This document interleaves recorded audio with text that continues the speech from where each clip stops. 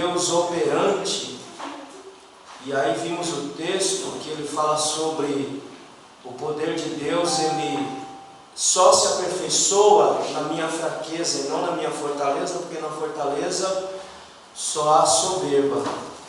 Então ele só pode se aperfeiçoar aonde há fraqueza. Glória a Deus. E aí chegamos no ponto da maturidade. Eu quero primeiro fazer justiça, porque esse slide que nós vamos usar não é meu, mas eu vou aproveitá-lo, porque eu não vou ficar me repetindo só para colocar meu nome aí, né? Vou com maturidade, então se já tem, vou explicar quem é esse cidadão aí, já tem algo escrito, eu aproveito o que é bom. Então isso também se chama maturidade, irmãos. Tá? Então não preciso escrever alguma coisa para falar de maturidade, se já tem alguém que falou sobre maturidade, escreveu sobre maturidade, só para eu chegar lá e colocar meu nome e falar é meu. Porque tudo que a gente faz para a glória de Deus. Então, esse slide que nós vamos usar esses 4 domingos, falando sobre maturidade, é da Igreja Central de Itaboraí. E eu tenho que fazer isso, porque senão isso vai lá para a rede, e aí dá problemas autorais. Então não é meu. Tá? Esse slide é da Igreja Central de Itaboraí. Itaboraí eu creio que é Rio. Qual é o texto? Qual é o tema? O discípulo radical. John Stott. Quem não conhece John Stott, chega em casa, procura no Google e vai saber quem é John Stott. Percebe? Tem alguma coisa aqui que dá para vocês explicar para mim, nesse slide aqui? Vocês sabem que símbolo fala muito, né? Linguagem simbólica fala muito, né? Às vezes fala mais do que palavras. Vocês podem me explicar alguma coisa desse slide aqui? Da figura que está aí? Pode arriscar?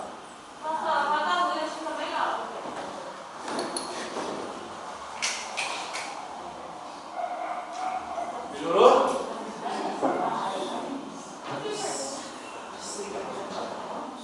Melhorou agora? Melhorou? Pronto. Explique para mim aí. Por que ele fala discípulo radical? Por que esse livro de John Stott fala de discípulo radical a partir da imagem que vocês estão vendo aí?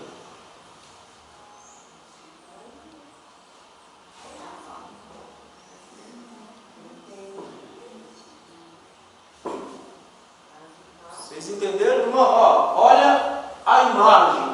Quais são os elementos da imagem?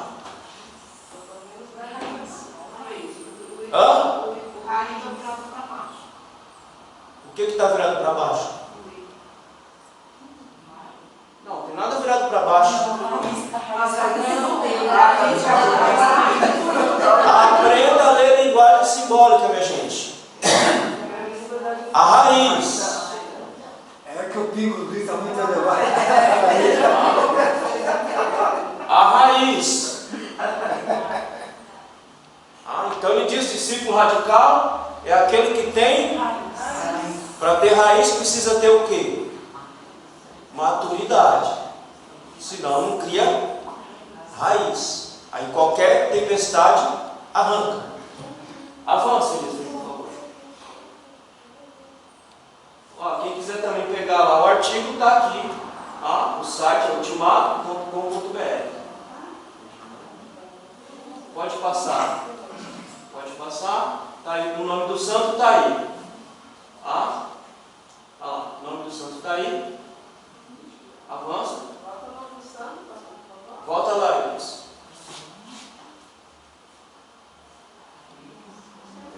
Daniel Lima Júnior.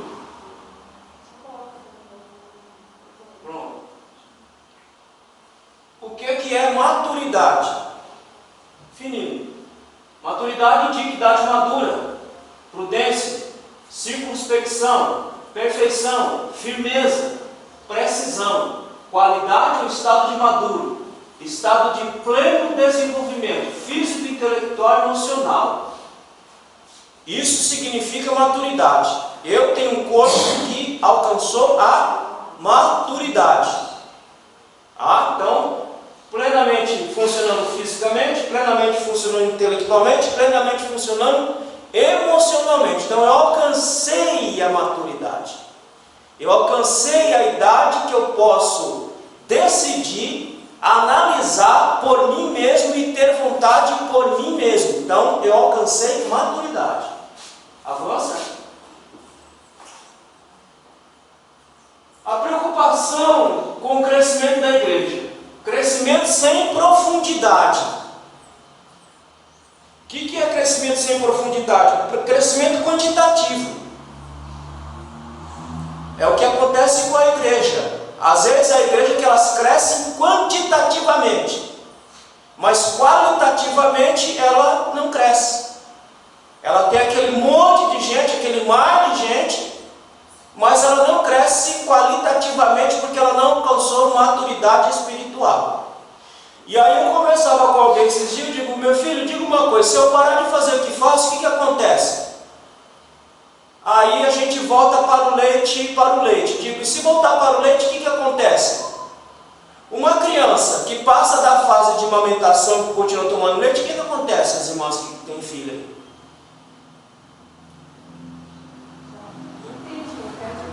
As irmãs que têm filho que amamentam, qual é o prazo dado? É 6 meses, não é isso? Prazo mínimo para a criança amamentar, 6 meses, suficiente para ela ter bastante nutriente no corpo. Se ela continuar só mamando, o que vai acontecer com essa criança?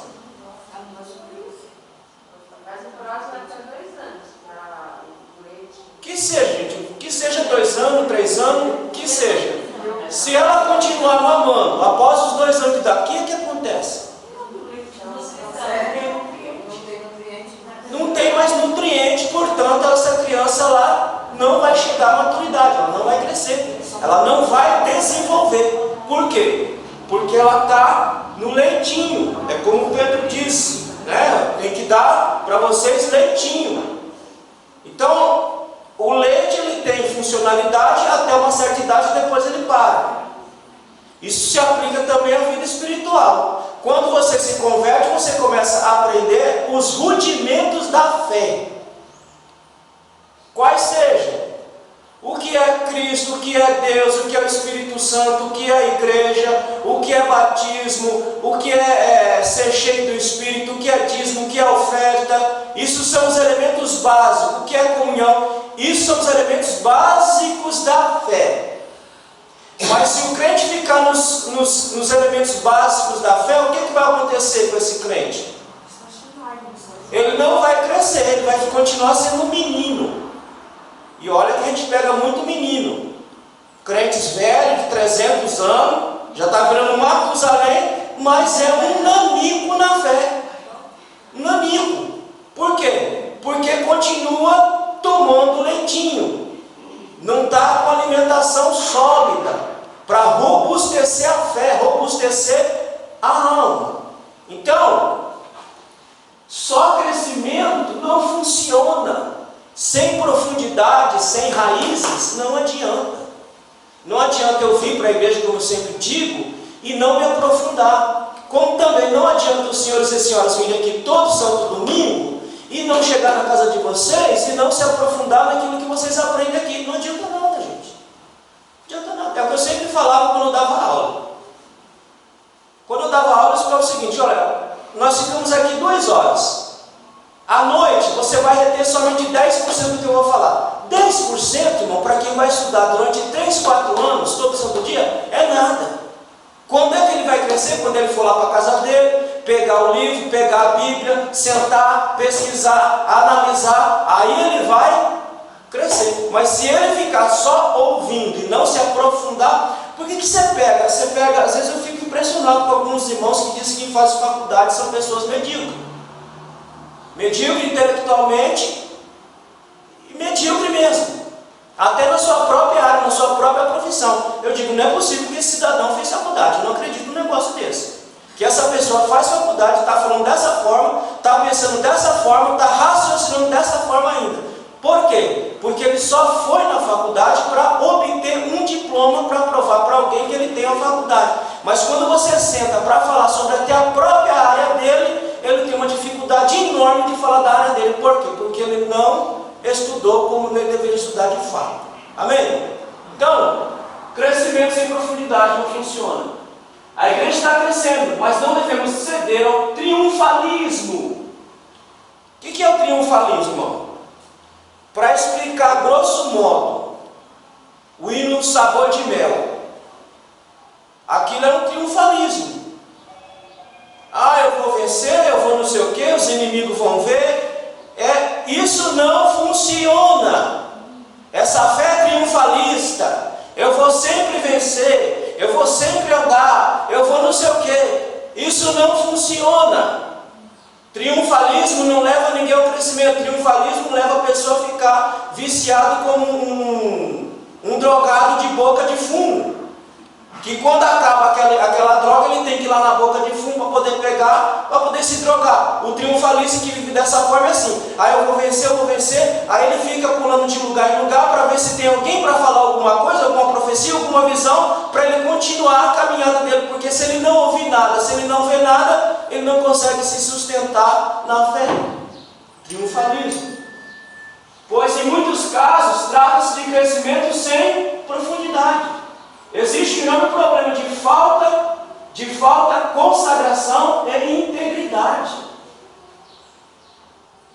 Isso, irmãos, quando eu falo com vocês, isso se aplica à igreja como um todo.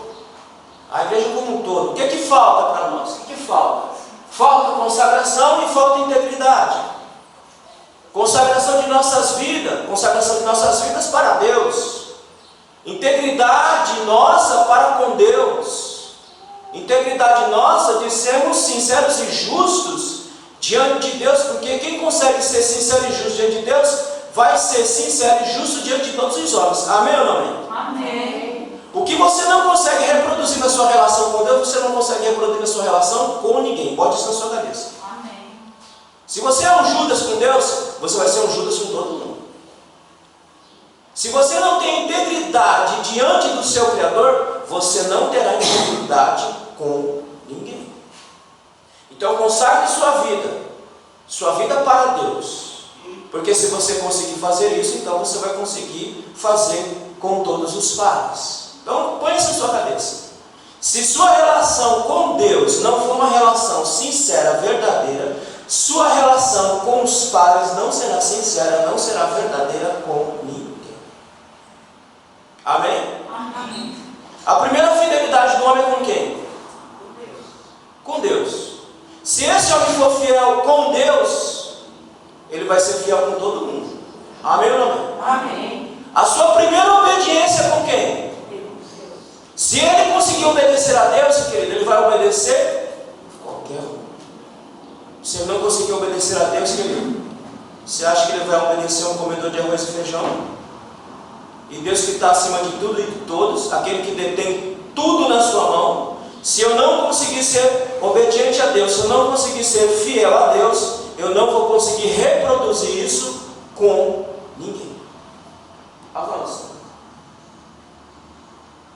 Preocupação com o crescimento da igreja. Ele é o rápido crescimento da igreja africana. É em grande parte numérico. A igreja está sem uma base bíblica e teológica forte que provenha dela mesma. Isso é um líder africano falando. É uma igreja que cresceu muito. Teve um crescimento assim assustador. Mas é uma igreja que falta base bíblica demais. Uma base bíblica teológica demais. Por exemplo, o que é a Trindade Santa? Como é que eu creio na Trindade? Eu creio na Trindade pela racionalização ou eu creio na Trindade por fé? Pela fé. Cremos pela fé, porque pela racionalização nós vamos chegar na conclusão que chega a ser semelhante de Jeová. Então vocês têm 3 deuses. Não, nós não temos 3 deuses, nós temos um único Deus, que é Deus Pai, Deus Filho, Deus Espírito Santo. Coisa básica da fé cristã. Mas tem gente que não sabe, tem gente que tem dificuldade de entender isso aí. Você quer ver outra coisa problemática? A Santa Ceia. A Santa Ceia tem muito crente que está andando há vários anos e não consegue entender, não consegue compreender o que é a Santa Ceia. coisa elementar da nossa fé cristã. Se eu não conseguir entender coisas elementares da fé cristã, isso indica que eu ainda sou um menininho na fé. Como? Vamos ler um texto? Eu não vou ler não, só vou citar depois vocês lerem sobre de vocês. Quando Jesus chega e fala para Nicodemos que é necessário nascer de novo, o que Nicodemos falou? Então quer dizer que eu tenho que voltar lá para o ventre da minha mãe para nascer de novo? Ele falou, não, meu filho, não estou falando disso. Estou falando que você tem que nascer da água e do Espírito. Quantos de nós ainda não conseguimos entender esse texto simples? O que é nascer da água e do Espírito? O que é nascer de novo?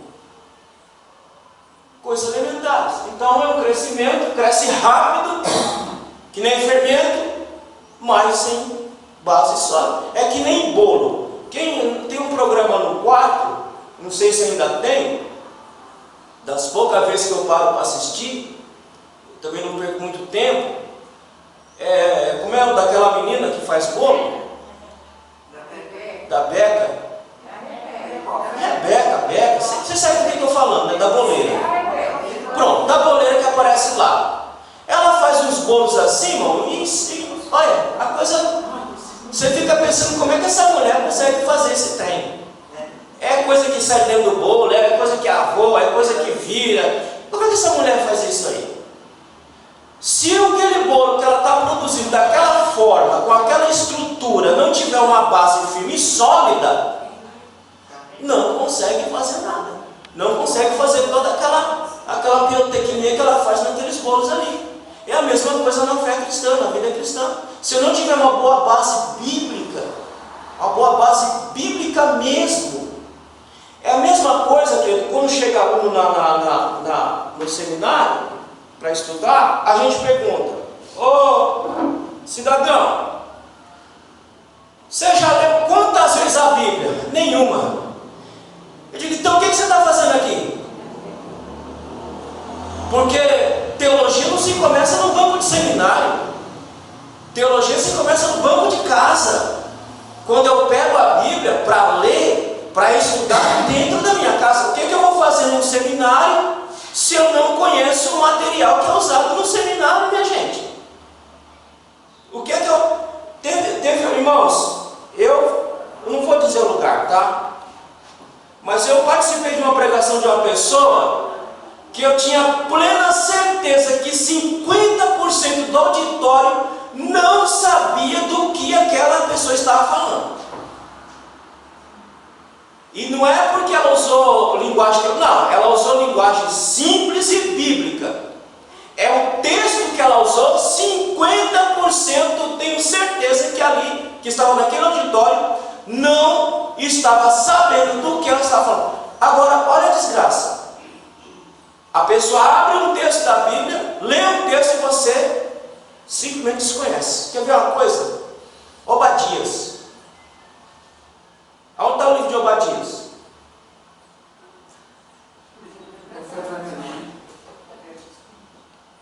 Quem já leu?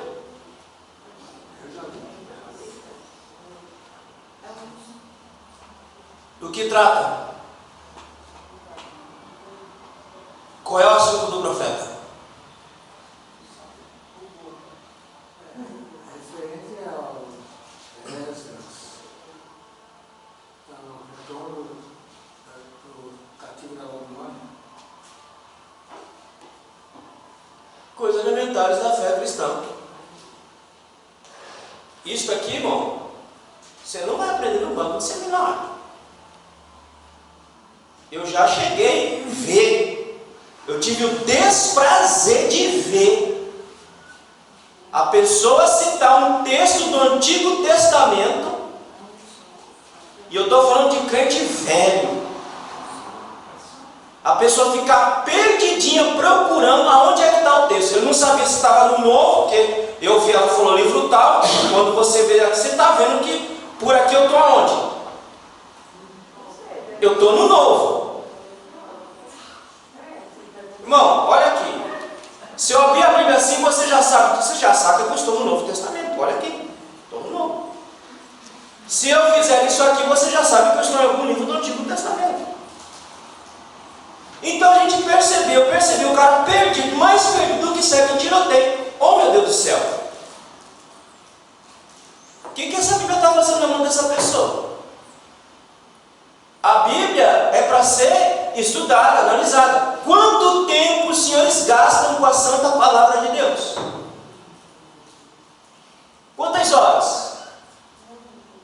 Quantas horas passamos na televisão? Hoje em dia a gente não fala em televisão. Quantas horas passamos na rede social?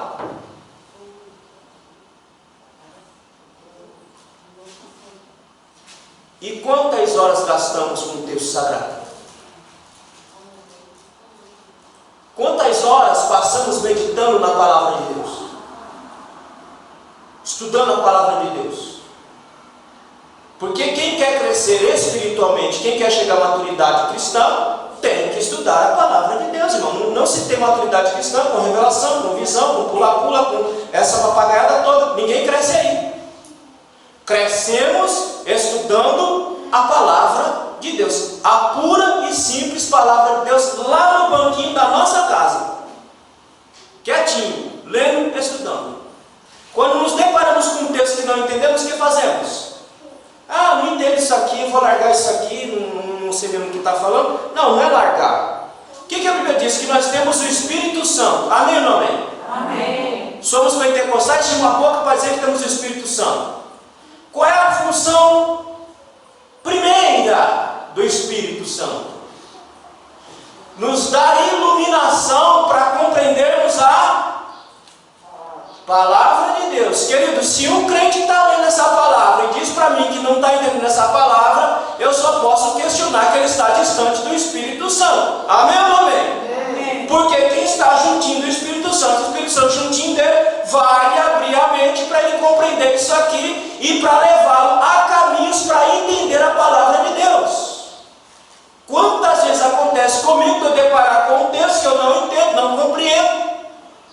E o Espírito Santo, aí sim, irmãos, aí preste atenção no que Jesus disse para os seus discípulos. Não se preocupem com o que vocês vão falar, porque o Espírito Santo vai fazer o quê? Ele vai nos lembrar. Ora, para lembrar, para ter lembrança de alguma coisa, eu tenho que ter vivenciado. Certo? Quantas vezes, querido, eu estou lendo a palavra de Deus que me deparo com um texto que eu não consigo compreender, e Deus, pela sua infinita graça e misericórdia, me dá uma luzinha na mente, mas isso está no Evangelho, isso está nas epístolas, isso está naquele livro que você leu. Volta e veja. É assim que funciona, querido. A Bíblia, ela não é só um desodorante para ficar debaixo do braço. Ela é para ser lida, ela é para ser estudada, se nós queremos chegar ao crescimento espiritual diante do Senhor. Amém? Amém. Avança. O Mateus tem menos de uma página. É um capítulo. Alguns dizem que está indo bem quando há crescimento numérico, e queremos ver pessoas sendo acrescidas à igreja todos os dias. Porém, não estamos buscando apenas números, mas que o aumento nos números corresponda à confirmação da fé da igreja. Não adianta só crescer se a nossa fé não corresponde com a palavra de Deus. Não adianta só crescer que nem massa de bolo, se não tem uma base sólida para manter isso. Para manter, porque antigamente eu não conseguia entender e compreender como é que a pessoa vem para o Evangelho hoje e daqui a pouco sai. Faltou base. É aquilo que diz em Mateus capítulo 3, faltou base. Faltou basilar da fé. Qual é o basilar da fé? A palavra de Deus é minha base. A palavra de Deus é minha segurança. A palavra de Deus é meu norte. Ela é minha âncora. Quando Paulo usa a figura da linguagem, que é âncora, já viu, os irmãos sabem o que é uma âncora, né? Quando o navio está lá, que ele quer parar, ele joga a âncora, ela fica no fundo e o navio fica paradinho. É isso a Bíblia para mim. Ela é para mim a minha âncora, que eu estou ancorado nela, e nela eu fico paradinho para eu poder seguir o meu norte, para eu poder seguir em crescimento diante do Senhor. Então não adianta eu só crescer. Eu escutei uma mensagem sexta-feira dos pastores da Assembleia de Deus, pastor José Carlos de Lima, pregador raiz. Procure lá na internet, José Carlos de Lima, pregador raiz. E ele leu Provérbios capítulo 22, ele diz, olha, o bom nome, o que eu tenho que guardar? Eu tenho que guardar o bom nome. Quando falam de mim, a minha fama tem que me preceder, o meu nome tem que preceder. Se eu não guardar esse bom nome, quando alguém falar de mim, a minha fama vai chegar primeiro do que eu lá. E como é que se guarda o bom nome? Se guarda o bom nome meditando na palavra de Deus, irmãos. Se guarda o bom nome ouvindo e obedecendo a voz de Deus, irmãos. É dessa forma que nós guardamos o bom nome diante do Senhor, porque crescemos diante de Deus, como eu disse aqui outro dia. Antigamente os homens comparavam a Moisés, mas quem comparava não sabia nem o que estava falando, porque não sabia nem quem era Moisés. Porque se soubesse que era Moisés, nunca que faria essa comparação, porque eu não chego nem um terço do que foi aquele homem. E aí eu parei e falei, então tá bom, já que eu sou, então fico grato pela comparação, porque pelo menos estou dizendo que alguém que ouve a voz do Senhor e obedece a voz do Senhor. Pelo menos isso. Bom nome. Autoridade, querido. Já falei, vou repetir. Autoridade se constrói. Autoridade se constrói. Autoridade não cai do céu não, hein?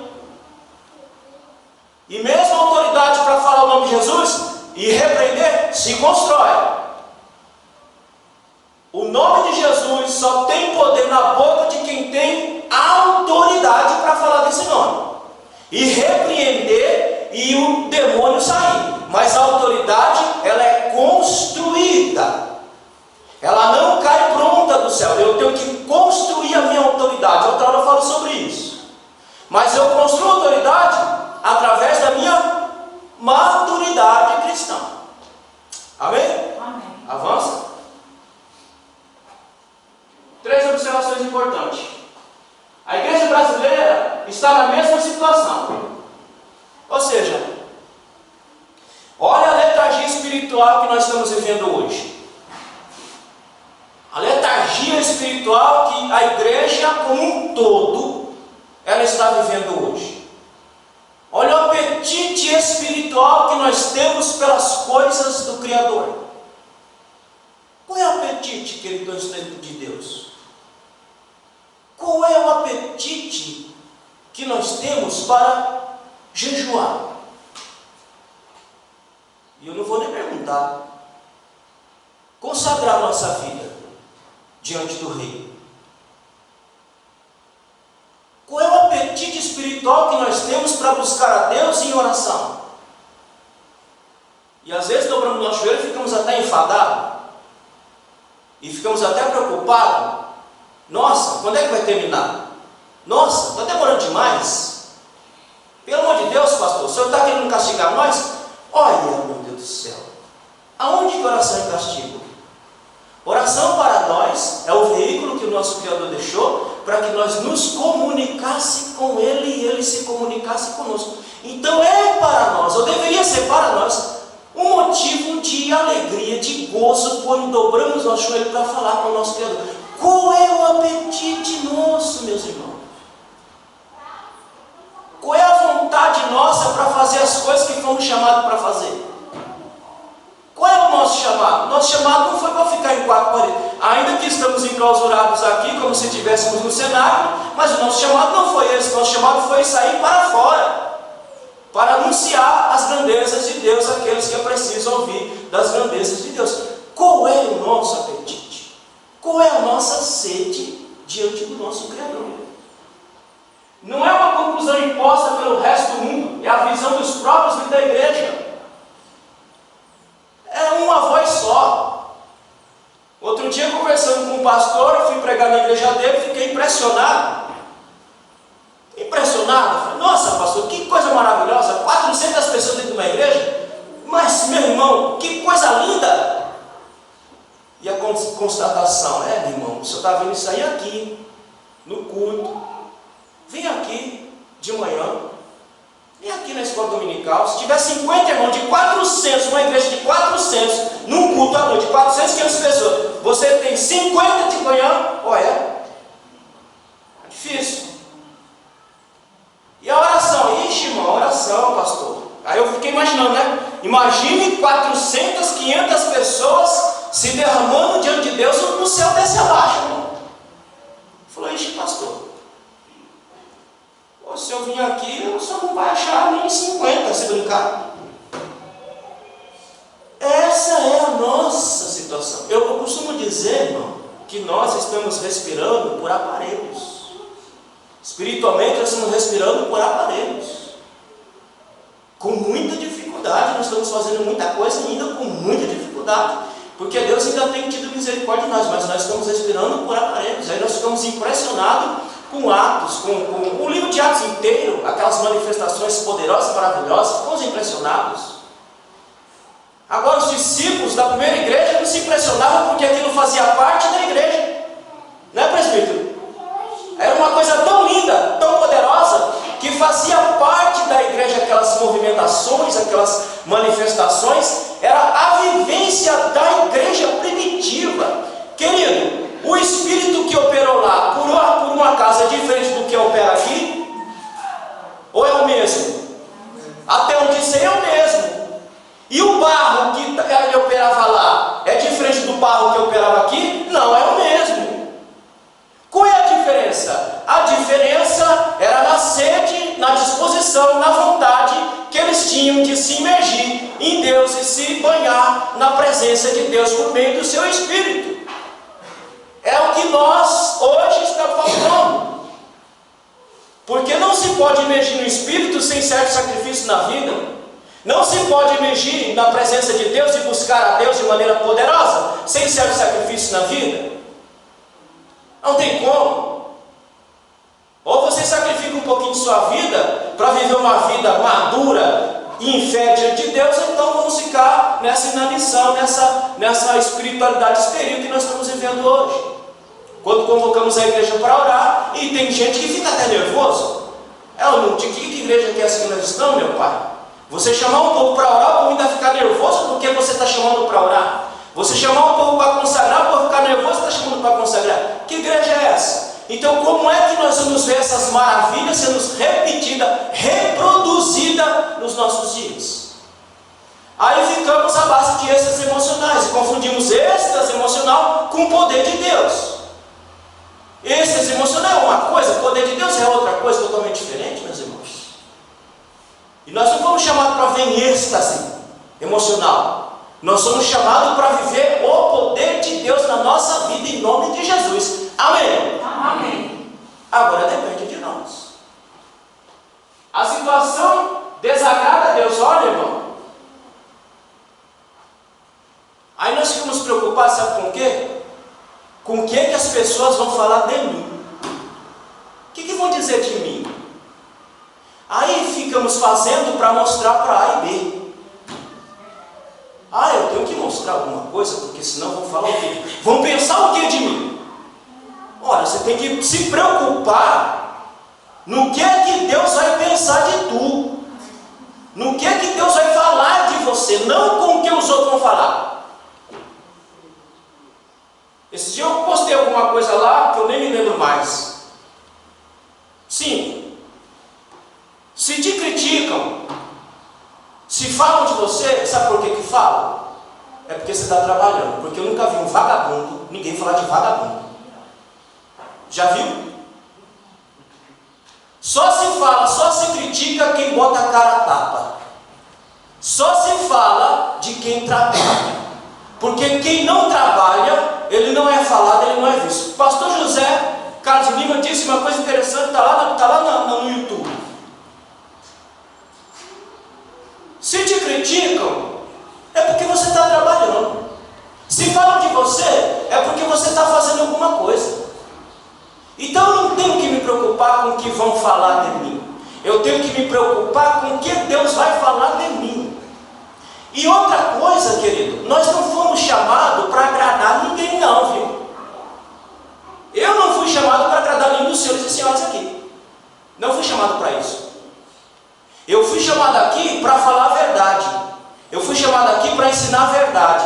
E todos aqueles que se dedicaram em falar a verdade, ou morreram encerrados, ou perderam a cabeça. Agora, imagine se eu vou ter medo de que alguém fale alguma coisa, pense alguma coisa, olha de cara feia para mim. Eu digo, eu vou passar por cima, porque eu fui chamado para falar a verdade. Se você foi chamado para falar a verdade, para servir a Deus, então se prepare para tomar lapada. De tudo quanto é lado. De dentro da sua casa, de dentro da sua igreja, do seu trabalho, de tudo quanto é lado. Porque quem trabalha com a verdade, fala a verdade, incomoda quem vive na mentira. Amém? Amém. Portanto, se algum irmão seu se incomodar com você, é porque ele está na mentira e não está na verdade. Porque quem está na verdade, se alegra com a verdade. E eu não tenho que me preocupar se ele vai gostar ou deixar de gostar. Eu tenho que me preocupar em falar a verdade.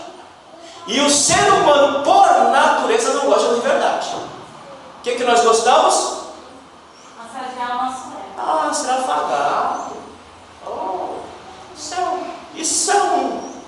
olha, não tenho nem adjetivação para dizer o que é isso aí. De tão maravilhoso que é. Agora diga ao contrário para ver. Diga, fale. Não, querido. Deus não está para massagear de ninguém, não. Deus está para nos corrigir e nos fazer crescer e crescer nele. E quando Ele falar alguma coisa para você, é porque Ele está falando com razão. E não espere ser afagado, massageado por Deus, porque se tem uma coisa que Deus não faz, é massagear ego de ninguém, porque Deus sabe que quando isso é feito, estraga a pessoa. Então Deus só vai falar o que Ele tem que falar e acabou. Massagear ego, Ele massageia ego de ninguém. Amém? Pode falar. Então a situação desagrada a Deus. Os apóstolos, cujas cartas encontram no Novo Testamento, censuram seus leitores pela imaturidade deles e os impedem a se tornarem adultos. Ora, abra os evangelhos, abra as epístolas e veja como é que os discípulos, como é que os apóstolos tratavam aqueles que estavam escrevendo. Eles chamavam para a realidade, chamavam para a maturidade, para que pudessem crescer diante do Senhor. Olha a carta confrontadora que Paulo manda para a igreja de Corinto, 3 epístolas e se perde. São Clemente escreve acho que mais 2 ou 3 e também não resolve.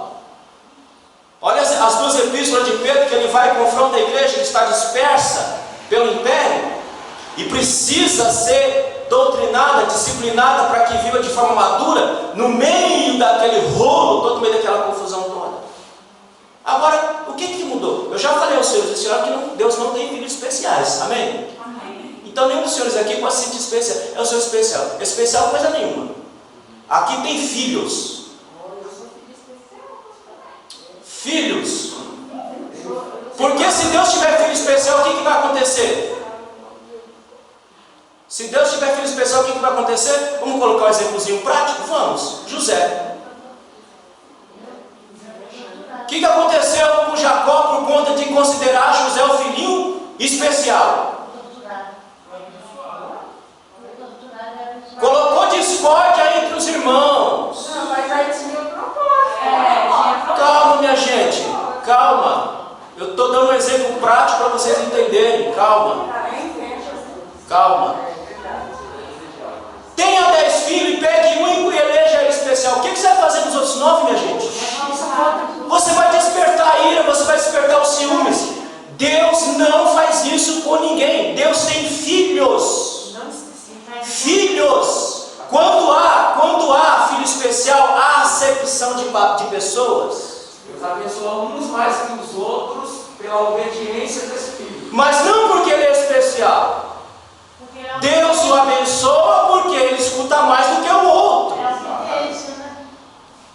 Então ele não tem filho especial, ele tem filhos. Deus se relaciona mais com aquele que se relaciona com Deus. Às vezes aqui está cheio de filhos, mas nem todos se relacionam com Deus como deveria, e Deus vai se relacionar com eles mais. Mas nem por isso ele vai desprezar os demais. Então ele não tem filhos especiais.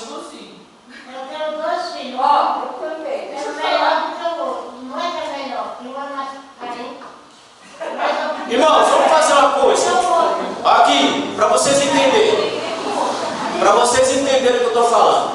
Se vocês acharem para mim em algum lugar, escute. Se vocês acharem para mim em algum lugar na Bíblia que Deus tem filho especial, me mostre, aí eu me dobro. Pronto. O que eu quero dizer é que Deus não tem filho especial. Ele ama mais um do que o outro. Deus ama todos igualmente. Nós estamos dizendo, pastor, que pela obediência, Deus... Sim, eu estou entendendo o que vocês estão dizendo. Se um filho, ele consegue obedecer, ele vai receber, porque as promessas são condicionais. Mas isso não quer dizer que aquele filho é especial. É o que nós estamos dizendo. Pronto. O filho pródigo. O pai desprezou o outro? Não. O outro saiu, voltou e o pai fez o quê? Recebeu. Porque ele não faz acepção. Então, Deus não tem filhos especiais. Deus tem filhos. Ele elegeu filhos. Porque senão nós vamos cair então na doutrina calvinista. Ué.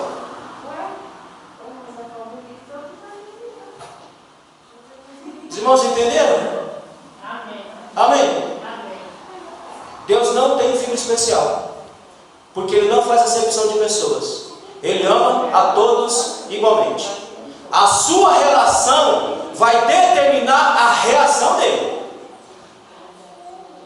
A sua obediência vai determinar a reação dele. Mas não que você é especial do que o outro. Não, você é tanto comedor de arroz e feijão quanto o outro. Deixa de se relacionar com o outro e veja se você vai ter todos os benefícios que Ele lhe dá pela sua obediência. Não. Então Ele tem filhos. A uns é abençoado pela sua obediência. Outros estão estacionados porque simplesmente decidiram não obedecer. Mas Ele não tem filho especial. Ele tem filhos. Cristo não morreu por uns e não morreu por outros. Cristo morreu por todos. Portanto que Ele se relaciona com todos. Até com um traidor Ele se relacionou. Então Ele não faz acepção de pessoas e nem tem filhos especiais. Sabe que a comunhão é um fatal. Ele escolheu o filho errado. Os irmãos entenderam? Amém. Avança. 1 Coríntios capítulo 3, o verso 1 a 3. Eu, porém, irmãos, não vos pude falar como espirituais, assim como a carnais, como a crianças em Cristo. Olha que Paulo está dizendo para a igreja de Corinto, a igreja que nós queremos ser, a igreja que nós colocamos como padrão de espiritualidade. Olha que ele chega e fala: não posso falar com vocês como crentes espirituais, como carnais, como crianças, porque vocês ainda não cresceram ainda. Ainda há essa abundância de manifestação, vocês não cresceram ainda, o que está acontecendo aí? Então eu tenho que falar com vocês como carnais, porque é a única linguagem que vocês vão entender, é eu falar com vocês como carnais, porque se eu falar como espirituais, você não vai entender. E às vezes você pega irmãos que você conversa com o irmão, você está falando de coisa espiritual, não está entendendo nada, não está compreendendo nada. Você está falando e o cara está viajando. Você está falando e o cara não consegue acompanhar o raciocínio. Olha, o que é isso? É um menininho na fé ainda. É um menininho na fé que não consegue compreender o que você diz. Há irmãos que quando falamos, quando pregamos, ele já está lá na frente. Ele já está lá na frente chegando, o pastor vai chegar aqui. Ora, essa habilidade para aqueles que cresceram espiritualmente, para aqueles que se qualificaram espiritualmente, para entender as coisas espirituais. Leite vos dê a beber, não vos dê alimento sólido. Ora, pega, irmão, pega uma feijoada, dê para uma criança que está amamentando. O que você vai fazer com essa criança? Vai matar essa criança? Então Paulo vai dizer: olha, eu não posso falar com vocês de maneira profunda de coisas importantes, porque vocês ainda são nenezinho, não cresceram. Se eu der um alimento mais sólido, é capaz de vocês morrerem. Então eu tenho que falar com vocês como carnais. Para uma igreja que foi fundada por Paulo, foi evangelizada por Paulo, está nesse estado, é uma vergonha. Porque ainda não podíeis suportá-lo, nem ainda agora podeis, porque ainda sois carnais, por conta havendo entre vós ciúmes, contendas. Não é assim que sois carnais e andais segundo o homem? Querido, qual é a marca do menino? Qual é a marca do menino? Segundo o que nós acabamos de ler aqui. Está escrito aí, contenda, ciúme. Essa é a marca do menino. Essa é a marca do menino. É, contenda, ciúme. O crente que não cresceu ainda. É. Aonde que ele vai? Não cresceu ainda. Não entendeu ainda.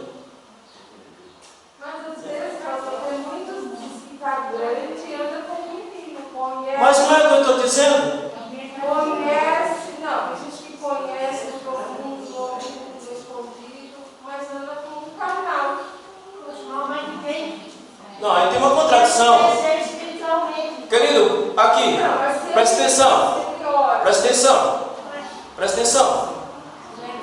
Só conhecer e não pôr em prática aquilo que conhece, ele continua sendo menino. Pode ter 300 anos. Ele conhece, mas ele não pratica, ele continua sendo menino. Nem todo que conhece, nem todo que ele conhece são convertidos, né? Também. É um menino. É um menino. Então, querido, quando você pegar esse tipo de gente, você já sabe quem ele é. Avança. Agora, deixa eu ensinar uma coisa para vocês aqui. Irmãos, preste atenção. Preste atenção. Há uma diferença entre a palavra conhecimento ocidental e oriental, tem uma diferença gigantesca, hein? Já expliquei isso aqui. Conhecimento na Bíblia está falando de relacionamento. Conhecimento para o homem bíblico é relacionamento. Não adianta. Eu posso ler, eu posso ter a Bíblia na minha cabeça inteira. Eu posso ser doutor em divindade, doutor no raio que o parta. Mas se não houver relacionamento com Deus, não tem conhecimento verdadeiro. Vamos ler? Vamos ler. Bote na sua cabeça. Quando a Bíblia fala de conhecimento, ela não está falando, o homem bíblico não está falando só de conhecimento teórico. O homem bíblico está falando de relacionamento com o seu Criador. Você pega, por exemplo, você pega irmãozinhos.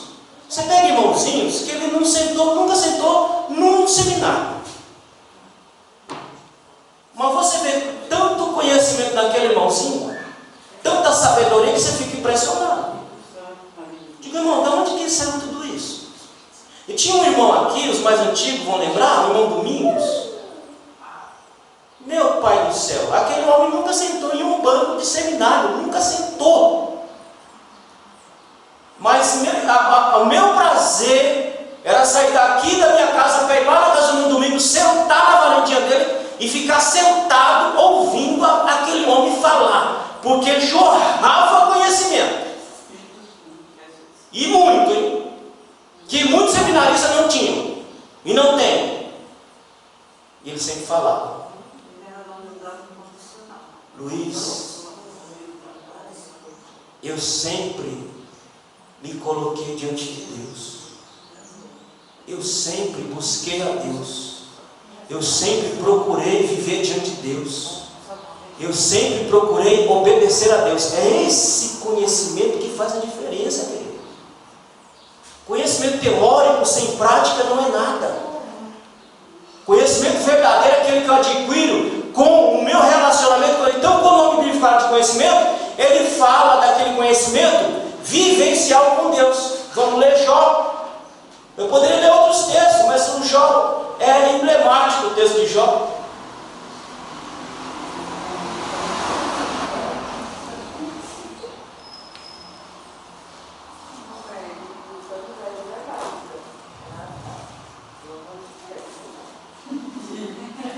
Capítulo 42. Olha. Então respondeu Jó ao Senhor: bem sei que tudo podes, e nenhum dos seus planos pode ser frustrado. Quem é aquele, como disseste, que sem conhecimento encobre o conselho? Na verdade, falei do que não entendia, coisas maravilhosas demais para mim, coisas que eu não conhecia. Mas ele tinha conhecimento que existia um Deus, que ele tinha que fazer sacrifício pelo seu pecado, dele e dos filhos. Ele tinha esse conhecimento. Mas e o relacionamento próximo? E o relacionamento verdadeiro, que lhe trouxe conhecimento? Ele vai testificar agora. Verso 4. Escuta-me, pois, havias dito, e eu falei, e eu te perguntei, tu ensinarás. Eu te conhecia só do quê? Então fique aí sentado aí, só me ouvindo então, fique aí. É o que eu sempre fico falando aqui. Fique aí só me ouvindo. O que vai acontecer? Ô pastor, mas assim, quando a gente vê essas pessoas que tinham conhecimento de Deus, quanto mais essa pessoa tem um relacionamento com o Senhor, com o Pai dele, nosso Pai Celeste, mas as pessoas têm que ser transformadas. As pessoas entendem, por exemplo, já assim, eu o conhecia de ouvir falar, mas agora eu te vejo. Eu conheço porque eu andei com você agora e aprendi um pouco com você. E as pessoas às vezes conhecem, diz que anda, mas não muda o comportamento, não é humilde, é orgulhoso. Então está respondendo sua pergunta, E a gente vê assim, às vezes eu fico pensando, Senhor, quanto mais a gente busca em oração, você fala do pastor Domingos, todo mundo fala que esse homem é irmão de oração, né? Eu não conheço, pastor, não? Não era pastor, não. Diácono. Então, diz que é um homem assim, manso, tipo eu vejo Abraão, por exemplo, não existe homem manso como Abraão, eu acho que na terra só irmão Carlos, eu acho assim. Olha, presta atenção. Eu te conhecia só de ouvir, mas agora os meus olhos te veem. Por isso me abomino e me arrependo no pó e na cinza. Ô pastor, aqui no 2 Coríntios 7 responde também da Maria José. Fala assim: ora, amados, pois que temos tais promessas, purifiquemo-nos de toda imundícia da carne e do espírito, aperfeiçoando a santificação no temor de Deus. O princípio da sabedoria é o quê? Temor. Quando é que esse temor vem? Esse temor vem quando eu me relaciono. Não dá para ser crente Pedro. O que é crente Pedro? Enquanto ele estava sendo vilipendiado, massacrado, Pedro estava negando. Não sou não. Não conheço não. Mas ele estava lá de longe, olhando. Cristo sendo vilipendiado. E alguém falou, você é um deles lá. Ele dizia, eu não conheço esse homem não. Não dá para ser crente Pedro, que vive à distância. Eu tenho que viver diariamente com Deus. Quando eu vivo diariamente com Deus, haverá a mudança que eu preciso, Agora, se eu não viver tipo só à distância, só lendo e só ouvindo, meu irmão, a minha vidinha vai continuar a mesma coisa de sempre. Então, conhecimento na Bíblia sempre fala de relacionamento. Isso é conhecimento verdadeiro. Conhecimento teórico você pega em qualquer lugar. Agora, conhecimento verdadeiro você pega de se relacionar com Deus. Então, se eu não tenho relacionamento com Deus, realmente então não vivo a palavra. Não entendi. Então, se eu não tenho relacionamento com Deus e só conhecimento, eu não vivo a palavra. Não, o que eu acabei de falar. Não existe conhecimento se não houver prática disso aqui. Isso que eu quero saber. Conhecimento experiencial. E conhecimento que eu falo não é de ficar de divisão, de revelação não, Relacionamento começa por aqui, Por aqui. Por aqui começa o meu relacionamento com Deus. E aí sim, depois as outras coisas vão se manifestar, por quê? Porque há um conhecimento real aqui. Ou vocês acham que o dom cai assim de qualquer jeito? Vocês acham que Deus está distribuindo o dom assim de qualquer jeito? Não, filho. Tem a vida de consagração, oração. Nada vem de qualquer jeito, nada vem sem muito esforço? Ah. Colossenses capítulo 1, verso 28 e 29, o qual nós anunciamos, advertindo a todo homem, e ensinando a todo homem em toda a sabedoria, a fim de que apresentemos todo homem perfeito. Qual é o propósito da maturidade cristã? O propósito da maturidade cristã é que nos tornemos irrepreensíveis diante de Deus. Essa palavra que vocês estão vendo aí, teleio, significa propósito. Então ele está dizendo, qual é o propósito de ser ensinado? Qual é o propósito de adquirir conhecimento? Para que eu chegue o homem perfeito em Cristo. Para isso é que eu também me afadigo, esforçando-me o mais possível, segundo a eficácia que opera eficientemente em mim. O que Paulo está dizendo?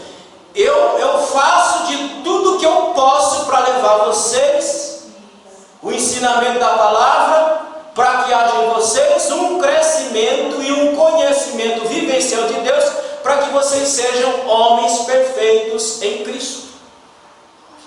Então isso é conhecimento, isso é crescimento, isso é maturidade, isso é o caminho que nós temos que perseguir, que andar para chegar na maturidade.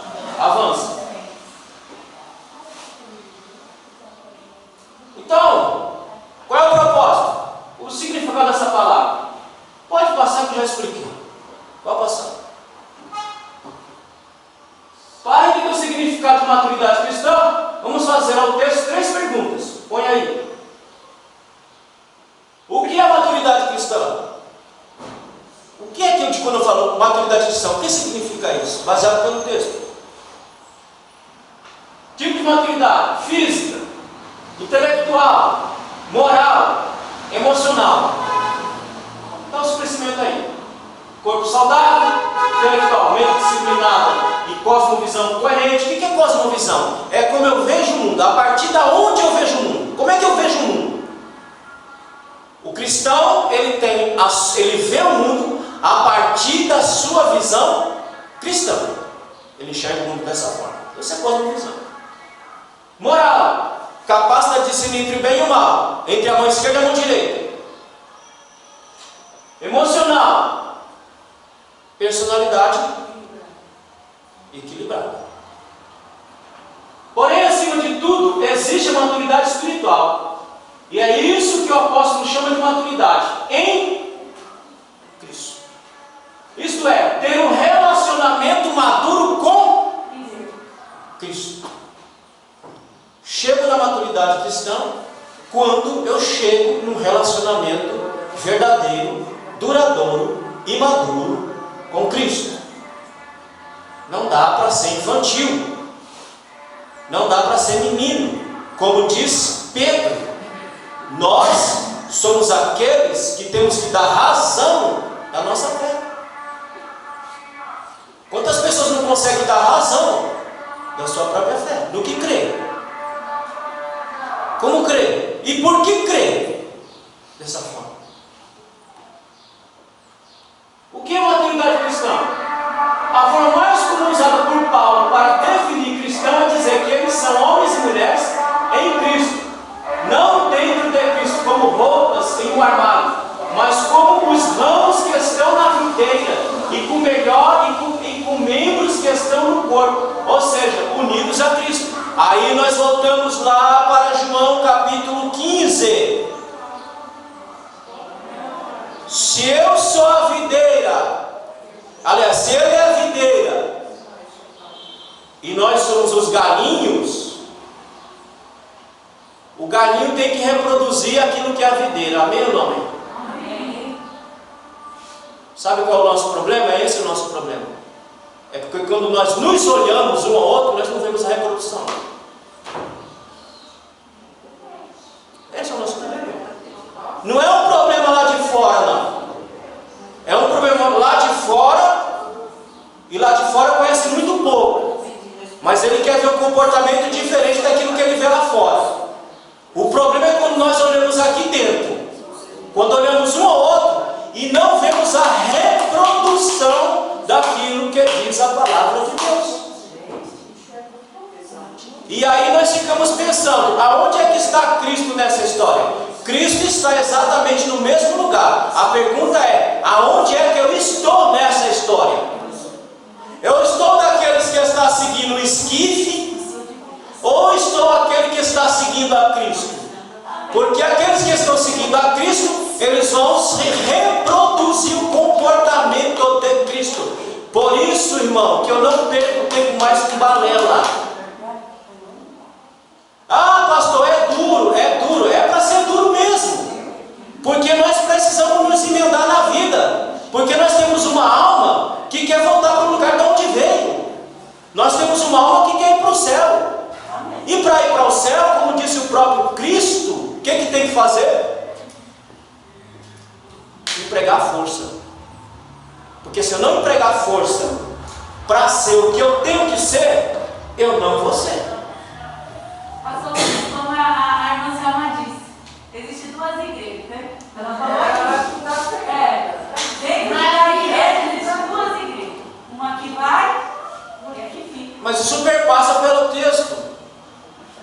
Agostinho falou sobre isso. Calvino falou sobre isso. Os reformadores falaram sobre isso. Há duas igrejas. A igreja do remanescente, que está dentro da igreja institucionalizada. Eu estou estudando uma parte da história da nossa igreja, uma parte que nós nem conhecemos, nós pentecostais, nós não sabemos nem de onde nós saímos. A maioria dos pentecostais acha que saiu lá da Rua Azusa. Nossa história começa com a reforma. Nossa história como pentecostal começa na reforma. Porque pós-reforma houve um engessamento da fé. A fé ficou muito objetivada, muito intelectualizada. Dentro da reforma, estou falando do século XVI e XVII, dentro da reforma surgiu um movimento alemão chamado pietista. Não é petista, pietista. Pietista. Certo? Não vai confundir. É pietista. Qual era, preste atenção, qual era o desejo desses homens? Não era abandonar a racionalidade, mas era colocar na racionalidade espiritualidade. E nós saímos daí, porque o movimento pentecostal, hoje, ele começa a entender que não é só as experiências, mas é a racionalidade. Mas a nossa história começa lá. Não dá para ser só racional, querido. Há de ter espiritualidade. E espiritualidade calcada no Cristo. Não calcada em invenção, em conversa fiada. Espiritualidade calcada em Cristo. É o que precisamos hoje. Nós estamos nos tornando cru.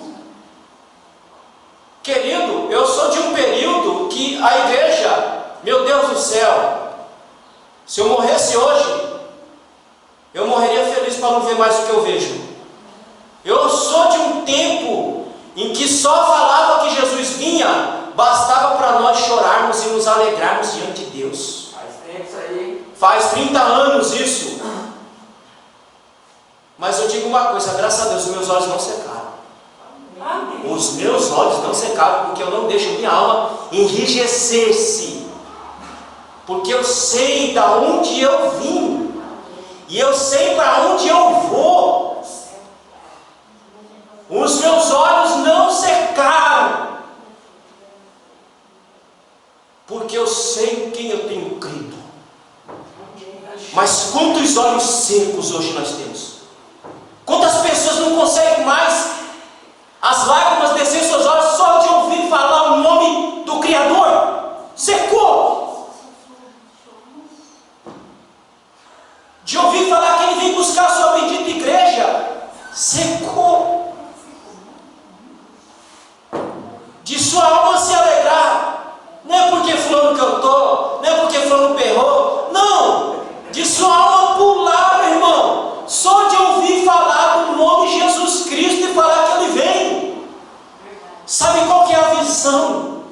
a visão que eu quero viver de Apocalipse.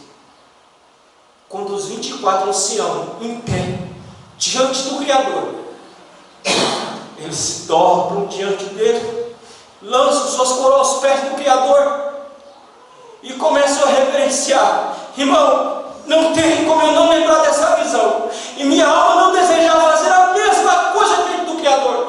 Isso é um desejo da minha alma, chegar diante do meu Rei, do meu Criador, e me lançar aos pés dele e dizer: o Senhor é o meu Redentor. É por isso que eu não me drogo, Em teu nome, Jesus. é por isso que eu não me deixo vencer, Amém. é por isso que eu não me deixo desanimar, nem por nada nem por ninguém, porque eu sei para onde eu vou, e eu sei que eu vou fazer como eles, me dobrar diante do meu Criador e adorá-lo pela eternidade. Essa visão me consome todo santo dia, e quando eu lembro, quando eu falo, a minha alma se alegra, como que se quisesse que Deus viesse buscar agora e me levar para a glória. Eu ia feliz. Eu dou graças a Deus porque os meus olhos não secaram, a minha fé nele continua intacta nele. Eu sei que tudo que faço, eu faço porque Ele que me dá força.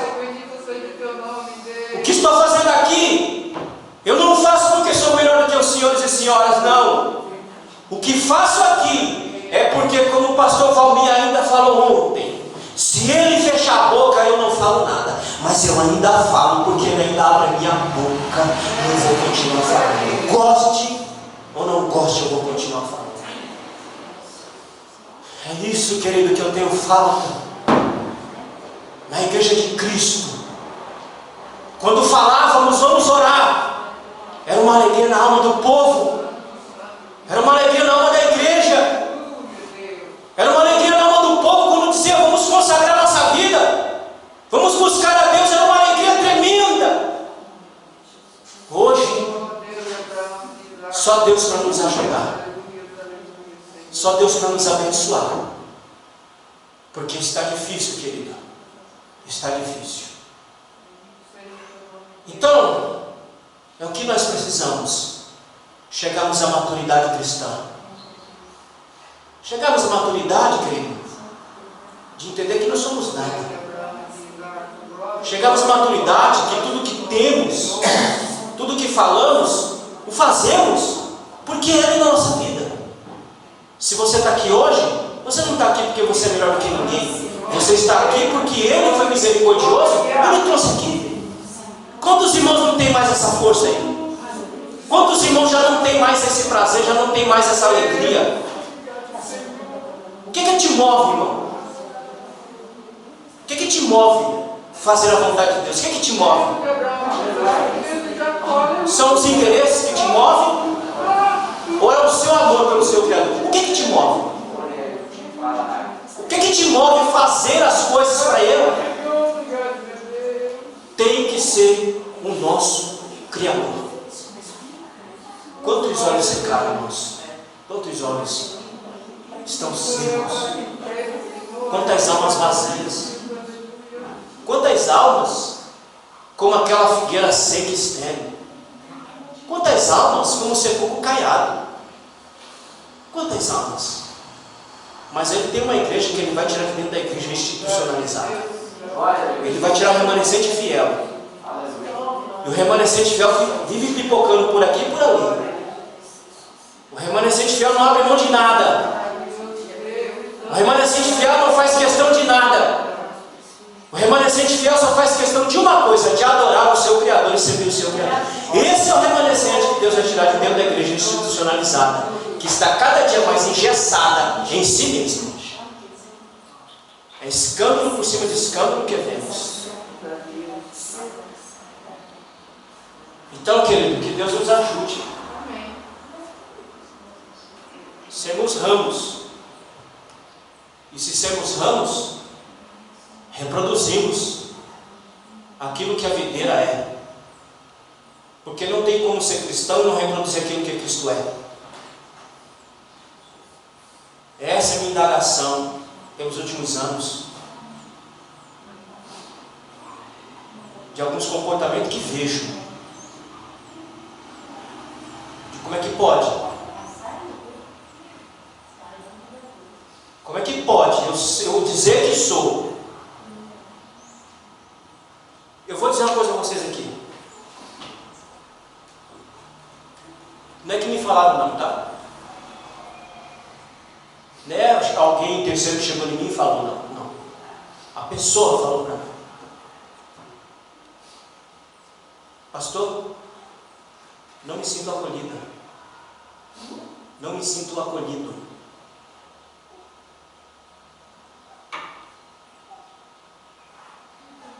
É duro para mim, como pastor de igreja, ouvir uma pessoa falar um negócio desse. De não se sentir acolhida. De não se sentir amada aqui dentro. De não se sentir considerada aqui dentro. É duro. Pessoas que se afastam, e se afastam aqui com ódio, que a gente não entende. Da onde sai? Por quê? Porque nossos comportamentos fazem isso com as pessoas. Então, se nós somos videira, vamos reproduzir. Aliás, se nós somos ramos, vamos reproduzir aquilo que a videira é, para a glória de Deus. Para que tudo que nós desejamos aconteça, um crescimento sólido diante do Senhor. E almas sólidas diante do Senhor. Então Paulo diz, olha, eu me afadiguei, eu me afadigo, eu trabalhei dia e noite, para que vocês cheguem a essa maturidade, para que vocês cheguem a esse crescimento diante do Senhor. Assim, estar em Cristo é estar relacionado a Ele de forma pessoal, vital e orgânica. É um relacionamento vivo, não um relacionamento teórico. É um relacionamento vivo. É um relacionamento em que você olha o Cristo e, olhando o Cristo, você se vê nele e vê Cristo em você.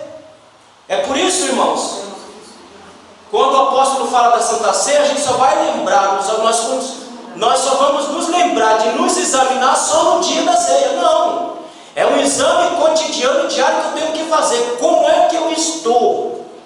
Como é que eu estou reproduzindo esse Cristo? Como é que eu estou reproduzindo essa vivência? Como é que eu estou reproduzindo isso diante de Deus? Nesse sentido, ser maduro é ter relacionamento maduro com Cristo, no qual o adoramos, confiamos nele, o amamos e lhe obedecemos. Irmãos, é contraditório, e aqui eu encerro. Alguém chegar e dizer para mim, olha, irmão, eu amo a Deus, eu amo a Cristo.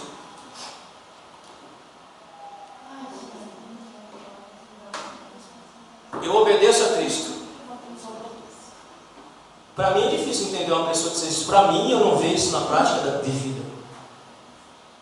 Como é que eu posso amar a Cristo e não consigo amar a quem vejo? Como é que eu posso obedecer quem eu não vejo e não obedecer quem eu vejo? Diz para mim. Tem algum problema aí? Tem alguma coisa errada aí? Se eu digo que eu amo a Cristo, se eu digo que eu obedeço a Cristo, eu vou reproduzir isso, Eu vou reproduzir isso entre meus pares. Eu vou amar os meus pares. Eu vou obedecer. Por quê? Porque eu estou dizendo que eu amo a Cristo. E eu estou dizendo que eu obedeço a Cristo. Então é contraditório você falar para mim, eu amo a Cristo, eu obedeço a Cristo, mas não amo pares e não obedece às suas autoridades constituídas. É difícil. Ou nós reproduzimos o Cristo verdadeiro de fato de verdade, ou então nós vamos viver uma doce ilusão até a vinda do Cristo. Então, querido, assim como Paulo disse, eu tenho me afadigado para ensiná-los a chegar à maturidade cristã. Eu tenho feito o que posso e o que não posso para fazê-los entender que nós somos de Cristo, estamos em Cristo e somos membros de Cristo e somos o corpo de Cristo, e que esse corpo não pode estar fragmentado. Eu tenho feito isso todos os dias quando nós somos essa tribuna, para ensiná-los essa verdade, porque quando eu chegar lá, e eu vou chegar lá, ele vai me perguntar. Eu lhe dei ferramentas, e por que você deixou acontecer o que estava acontecendo e não tomou providência? Por que você não os alertou? Por que você não os ensinou? Mas, querido, quando eu chegar lá, esse questionamento meu Criador não vai fazer, porque Ele sabe quem Ele chamou para falar, e Ele sabe que eu não tenho medo. Eu falo e ensino aquilo que está posto pela palavra de Deus, e somente o que está posto na palavra de Deus. Não fico criando invencionice, não fico criando ilusões a vocês, e nem dando ilusões a vocês.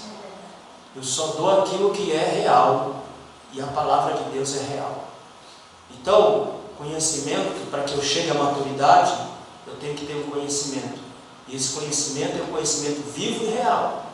É um conhecimento diário, que eu me relaciono com Cristo e me deixo moldar por Cristo. Tem um detalhezinho aqui que eu encerro. Há pessoas que são tão duras, que não se deixam nem trabalhar pelo próprio Cristo.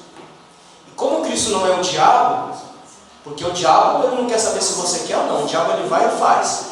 Como Cristo não é o diabo, ele fica esperando a pessoa se deixar moldar por ele. Sexta-feira eu ouvi uma mensagem de um pastor que eu não conhecia, o pastor Cláudio Gama, do Rio de Janeiro, pregou aqui na EBO, ele deu uma definição de uma palavra, e ele disse, a definição dessa palavra é soltar, é largar. Enquanto eu não me soltar, enquanto eu não me largar, fica difícil eu me parecer com Ele, fica difícil eu reproduzir o que Ele quer que eu reproduza.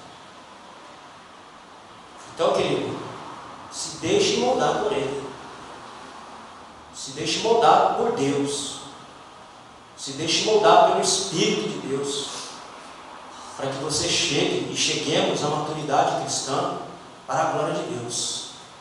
Amém? Fique de pé.